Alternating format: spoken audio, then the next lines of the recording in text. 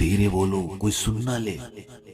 ये बात हम सब के कानों में पड़ी होगी और हमारे मुंह से भी निकली होगी, लेकिन सोचने की बात यह है कि ये वाक्य कब कब हमारे मुंह से निकलता है और कब कब हमारे कानों में पड़ता है, क्योंकि ऐसे कम ही गुप्त राज होते हैं जो हम दूसरों के कानों में पड़ने नहीं देना चाहते।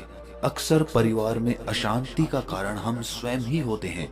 हम इस बात को देख पाए भले ना देख पाए, पर ये असल सत्य है, क्योंकि जाने अनजाने मूर्खतावश हम खुद ही अपनी वो बातें दूसरों को बता देते हैं जो हमें कभी नहीं बतानी चाहिए। और वही बातें जो जाने अनजाने हमने किसी दूसरे के सामने बता दी थी, वही हमारे दुख का कारण बन जाता है, वही हमारे झगड़े का कारण बन जाता है। और फिर बाद में हमें पछतावा होता है कि मुझे ये बात किसी को बतानी नहीं चाहिए थी। मेरी ही गलती हुई कि मैंने जाने अनजाने ये बात सभी को बता दी। इसीलिए आज की जो बौद्ध कहानी मैं आपको सुनाने वाला हूँ, उसे सुनने के बाद आपको 7 ऐसी बातें पता चलेंगी जो आपको कभी किसी को नहीं बतानी। ये जो 7 बातें हैं जो आपको किसी को नहीं बतानी, क्यों नहीं बतानी, इसके पीछे का तर्क भी मैं आपको दूंगा।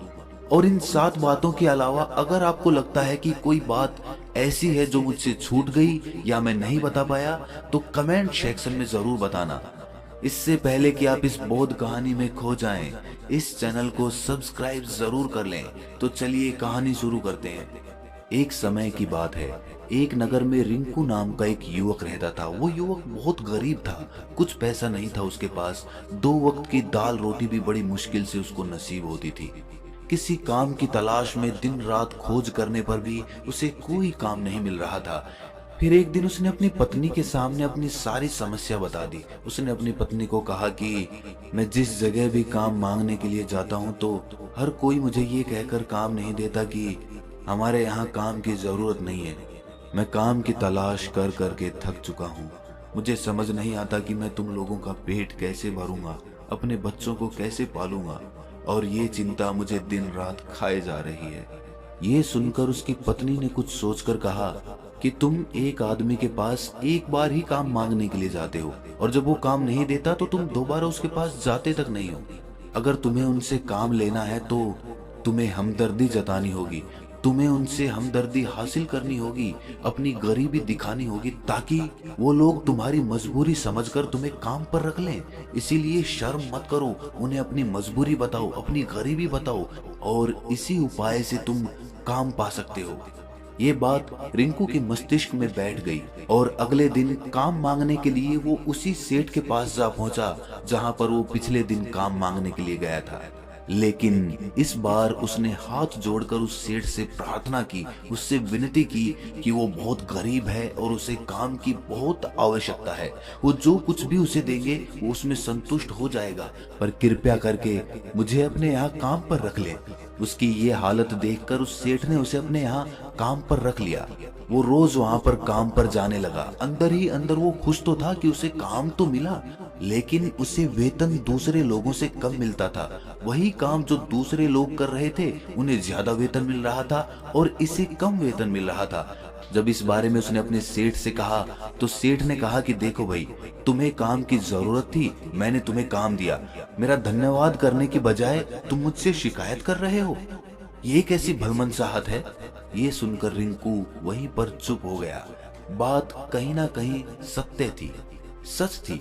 सेठ ने तो उसे उसकी मजबूरी के हिसाब से ही काम दिया था और इसीलिए वो उसे अपने अनुसार ही वेतन देता था। लेकिन धीरे धीरे उसने ये बात अपने सगे संबंधियों और अपने दोस्तों को भी बताना शुरू कर दी कि उसका सेठ कैसा आदमी है और उसे कितना वेतन देता है। समय बीतता रहा और रिंकू पूरी लगन के साथ अपना काम करता रहा, लेकिन अब परिस्थितियां बदलने लगी थी। सेठ अब रिंकू से दूसरे लोगों से ज्यादा काम लेता था और उनसे कम वेतन उसे देता था। ये बात रिंकू के मन को बहुत खलती थी। वो दूसरों से ज्यादा मेहनत कर रहा है और उनसे कम वेतन पा रहा है। इससे उसके आत्मसम्मान को बहुत गहरी चोट पहुंची।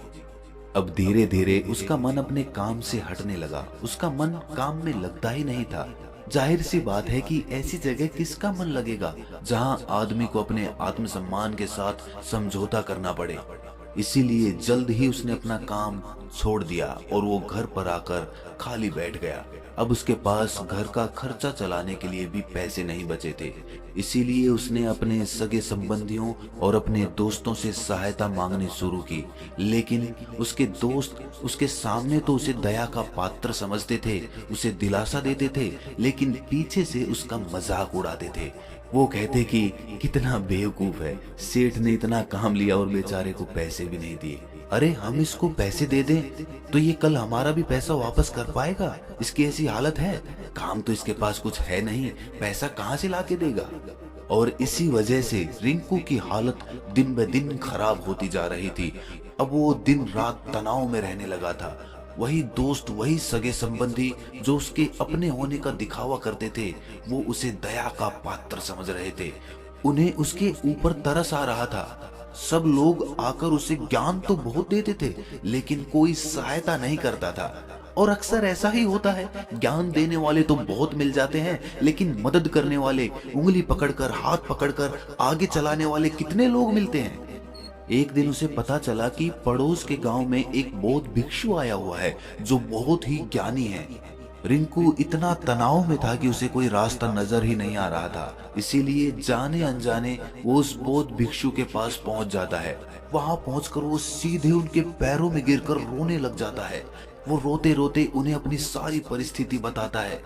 उसे बताता है कि किस तरह उसके सेठ ने उसका फायदा उठाया और उसके सगे संबंधी उसके साथ कैसा व्यवहार रखते हैं। सारी बातें सुनकर बौद्ध भिक्षु ने उसे चुप कराते हुए कहा कि भंते, ये सारी समस्याएं तुम्हारी बुद्धिहीनता, तुम्हारी मूर्खता के कारण उत्पन्न हुई है। अगर तुम्हारे अंदर विवेक होता तो इनमें से एक भी समस्या तुम्हारे चित्त को दुखी नहीं कर सकती थी, लेकिन तुमने अपने अविवेक के कारण, अपनी मूर्खता के कारण खुद ही अपने रास्ते में कांटे बिछा दिए। आज मैं तुम्हें 7 बातें बता रहा हूं जो भूलकर भी किसी को मत बताना, और इन बातों का अनुसरण करते हुए तुम बाहर से मिलने वाले दुखों को तो दूर कर ही सकते हो जो बेवजह दुनिया की वजह से तुम्हारे अंदर पनपते हैं। पहली बात जो किसी को नहीं बतानी चाहिए वो है अपनी मजबूरी। अपनी मजबूरी का दिखावा करके, दूसरों का दया पात्र बनके उनकी सहायता लेने की गलती कभी मत करना। हो सकता है कि आज वो तुम्हारी मजबूरी देखकर तुम्हारी सहायता कर दे, लेकिन कल वो तुम्हारा फायदा उठाने से भी नहीं चूकेगा, और अगर फायदा भी नहीं उठाया तो दूसरों के सामने तुम्हारा मजाक बनाने में वो आदमी कभी नहीं चूकेगा। इसीलिए कभी भी अपनी मजबूरी का दिखावा मत करो। अगर घर में 2 रोटी है, सूखी रोटी है, तो वही खाकर सो जाओ, लेकिन दूसरों को इसके बारे में भनक तक नहीं लगनी चाहिए। जरा आप खुद सोचो, मजबूरी बताने का क्या प्रयोजन होता है एक इंसान का?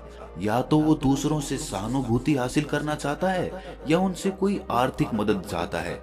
लेकिन अगर दोनों ही परिस्थितियां आप देखें तो दूसरा आदमी आपका फायदा उठाने से नहीं चूकेगा, और अगर वो फायदा नहीं भी उठाएगा तो अपनी नजर में तो वो आपको मूर्ख ही समझेगा, बेवकूफ समझेगा, और दूसरों के सामने आपका मजाक तो जरूर बनाएगा। इसीलिए अपनी मजबूरी के बारे में कभी किसी को मत बताना। दूसरी बात जो किसी को भी नहीं बतानी चाहिए वो है अपनी अतीत की गलतियां और भविष्य की रणनीतियां। जरा सोचो कि अगर हम अपने अतीत की गलतियां किसी दूसरे को बताते हैं तो उसका क्या प्रभाव होगा। वो गलतियां ठीक तो नहीं की जा सकती, जाहिर है, तो उन्हें बताने का क्या प्रयोजन रह जाता है। आप अपने अंधेरे पक्ष को खुद दुनिया के सामने बता रहे हो, खुद अपनी गलतियां दूसरों के सामने बता रहे हो। इससे उस आदमी की नजर में आपका एक चरित्र गठित हो जाएगा और वो भविष्य में हमेशा आपको उसी नजरिए से देखेगा। इसीलिए किसी भी आदमी की नजर में अपना चरित्र गठित मत होने दो। और जरा सोचो कि आप व्यर्थ में ही अपने भविष्य की रणनीतियां दूसरों के सामने बता रहे हो। जो लोग आपके काम का हिस्सा ही नहीं हैं, उनके सामने अपनी भविष्य की रणनीतियां, अपनी डींगे हाँकने का क्या फायदा।